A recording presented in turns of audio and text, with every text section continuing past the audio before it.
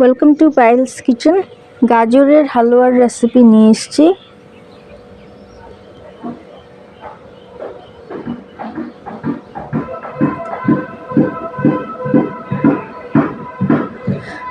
Half cup মতো pure ঘি কড়াতে অ্যাড করে গরম করে নিচ্ছি। এখানে কিছু ড্রাই ফ্রুটস আছে। 10টা আমন্ড কুচি কড়াতে দিয়ে দিচ্ছি। লো হিটে হালকা ভেজে নেব। খেয়াল রাখতে হবে যাতে পুড়ে না যায়। ভাজা হয়ে গেছে, নামিয়ে নেব। 3 to 4 টেবিল স্পুন মতো কিশমিশ ধুয়ে রেখেছিলাম, লো হিটে ভেজে নিচ্ছি। কিশমিশ ফুলে গেছে, তার মানে ভাজা হয়ে গেছে। তুলে নেব। 13টা কাজু কুচি করে কড়াতে অ্যাড করে দিয়েছি। কাজু একইভাবে হালকা ভেজে নিচ্ছি।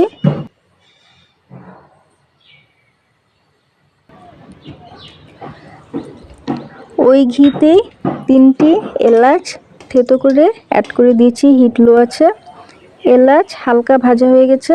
এখানে 1 কেজি গাজর পিল করে তারপর কিছুক্ষণ আধ ঘন্টা গরম জলে ভিজিয়ে রেখেছিলাম। তারপর ভালো করে জল পাল্টিয়ে পাল্টিয়ে ধুয়ে গ্রেট করে নিয়েছি। কোরানো গাজর কড়াতে অ্যাড করে দিয়েছি। লো টু মিডিয়াম হিটে গাজর 15 থেকে 20 মিনিট ঘিতে ভেজে নেব।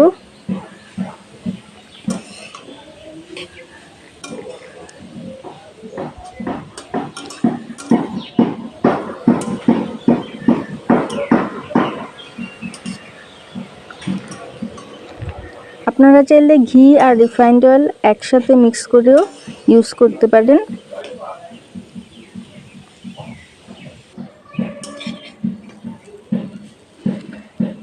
গাজর ভাজা হয়ে গেছে। 1 লিটার দুধ অ্যাড করে দিচ্ছি।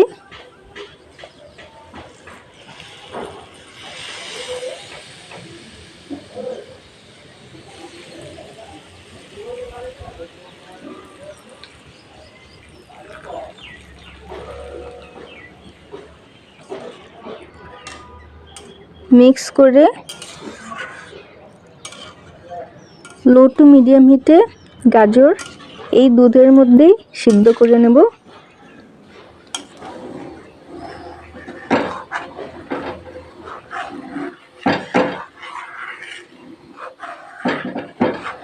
একটু পর পর নেড়ে দিতে হবে, নয় নিচে লেগে যেতে পারে।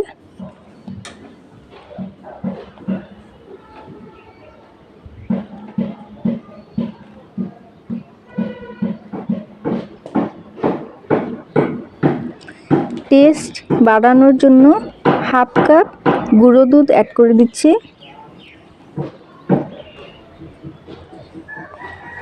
মিক্স করে দিলাম।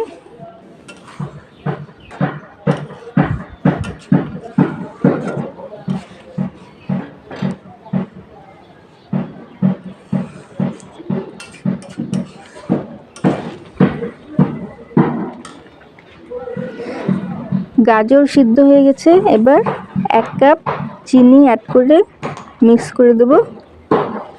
গাজর সিদ্ধ হওয়ার আগেই যদি চিনি অ্যাড করে দিই তাহলে গাজর সিদ্ধ হবে না।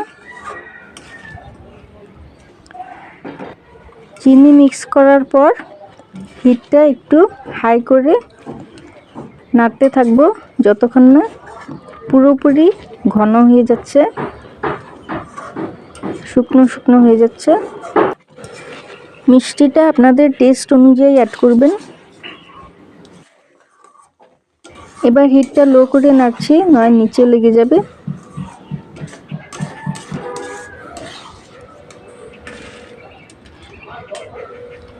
হয়ে গেছে। এবার গ্যাস অফ করার পর ভাজা ড্রাই ফ্রুট অ্যাড করে দিলাম। সাথে ফ্লেভারের জন্য 1 চা চামচ পিওর ঘি আর 10টা মতো এলাচের গুঁড়ো অ্যাড করে মিক্স করে দিচ্ছি। এগুলো সব গ্যাস অফ করার পরই অ্যাড করতে হবে।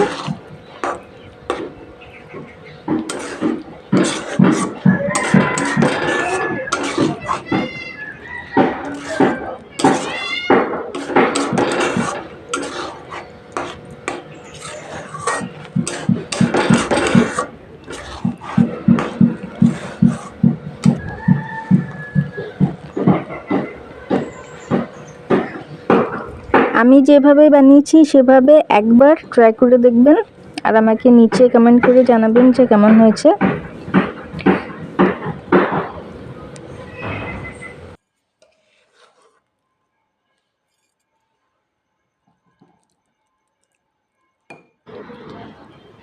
ভাজা ড্রাই ফ্রুট দিয়ে গার্নিশ করেছি।